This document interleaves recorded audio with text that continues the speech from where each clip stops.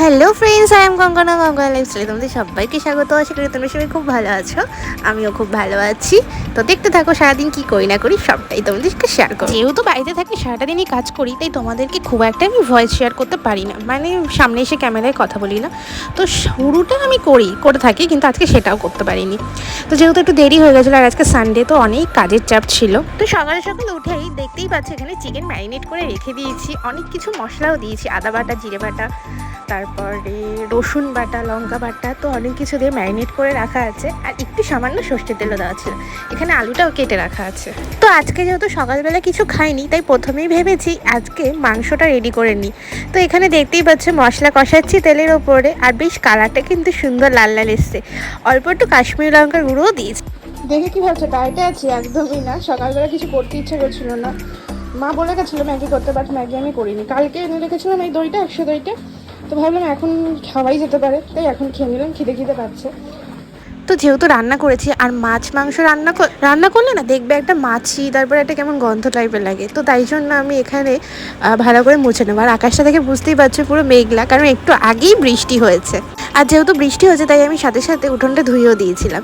আর এই ঘরটা পরিষ্কার করা হয়ে গেছে। তো এখন আমি এদিকে লাল লাল চিকেন কষা হচ্ছে, তার সাথে সাথে এদিকে আমি কাজও করব, কারণ এইদিকে মাংসটা হতে হতে টাইম লাগবে, যেহেতু কষাচ্ছি, এখন কষানো তো একটু টাইম লাগবে। আর এইদিকে দেখতে পাচ্ছ তো দুখানা লেগ পিস রয়েছে, কিন্তু জাস্ট জিভে জল চলে আসলো। তো এই যে দেখো আমার কি কাজ কমপ্লিট হয়ে গেছে। এইদিকে আমার ঘর মোছা, এই যে ঘর মোছা কমপ্লিট, রান্নাঘর প্লাস আমি এই ঘরটাও মুছেছি, এই যে ভালো করে ডেটল দিয়ে, এই যে পুরো মোছা কমপ্লিট। আর খাট তো ওইদিকে পরিষ্কারই আছে, আমি এদিকে একটু কাজ করছিলাম, তাই এবারে যাবো এখন আমি স্নান করতে। আর কটা বাজে বলো তো? এখন বাজে হলো 12টা, 12:30 বাজে, 12:25। তো আমি এখন যাই, এদিকে ডেটল নেবো। এই প্রচুর কাজ আছে। এদিকে উঠোনটাও ধুয়ে দিয়েছি সুন্দর করে, এই যে পুরো উঠোনটা জল দিয়ে ধুয়ে দিয়েছি পরিষ্কার করে। আমার অবস্থাটা দেখো, পুরো ঘেমে নিয়ে স্নান করে গেছে, এতটাই গরম, মানে বৃষ্টি হচ্ছে তবু প্রচণ্ড ব্যবসা গরম, পুরো ঘেমে স্নান আমি। তো স্নান টান কমপ্লিট, আর এখন বাজে 1টা। আর স্নান টান করে চলে এসেছি, গপুকে খেতেও দিয়ে দিয়েছি।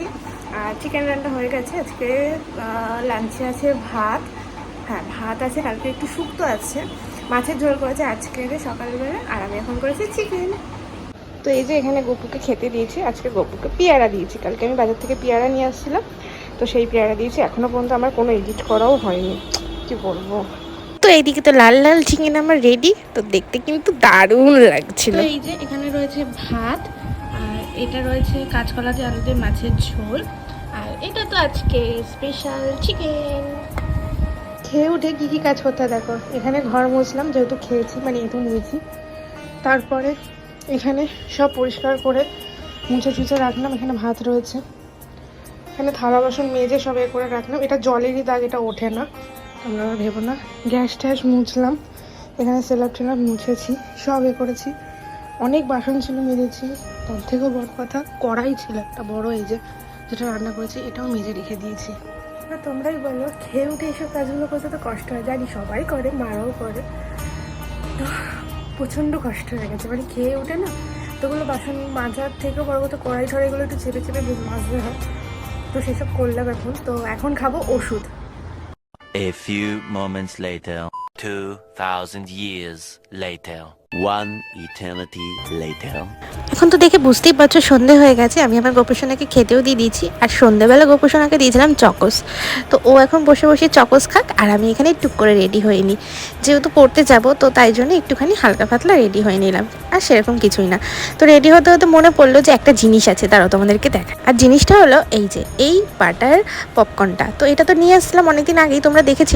তো সেটাই এখন কাটছি, কেটে রান্না করব। আমি তো খাবো না, যেহেতু আমার বাটার, তারপরে ঘি, অনেক কিছু বারণ আছে, রেস্ট্রিকশানে আছে এখন, তো খাবো না। তো এক কাজে দু কাজ হয়ে গেল, পুজোর আগে আমি একটুখানি রোগাও হতে পারবো, প্লাস এগুলো তো খাওয়াও বারণ আছে। আর এগুলো খেলেই তো বেশি ফ্যাট হয়ে যায় না, ভুঁড়ি হয়ে যায়, তো সেটা সব আমার একটা কাজে দু কাজ। তো এই যে আজকে সন্ধেবেলা রয়েছে চা, তার সাথে টোস্ট বিস্কুট। আর এইদিকে তো আমি আমার গোপসোনাকে খেতেও দিয়ে দিয়েছি। দাঁড়াও ক্যামেরাটা একটু মুছি, পুরো ভাব হয়ে গেছে। তো এই যে গোপসোনাকে দিয়েছি চকোস খেতে, আর এখানে ও এসছে, ও এখন চা খাবে। এই যে ও আচ্ছা, সেটাও তোমাদেরকে দেখাচ্ছি, দাঁড়াও। এই দেখো সবে বসিয়েছি, একটু হোক তারপরে এটা চাপা দেবো। তো তোমাদের একটা দাঁড়াও আওয়াজটা শোনাই, একটু হোল্ড করে যাও।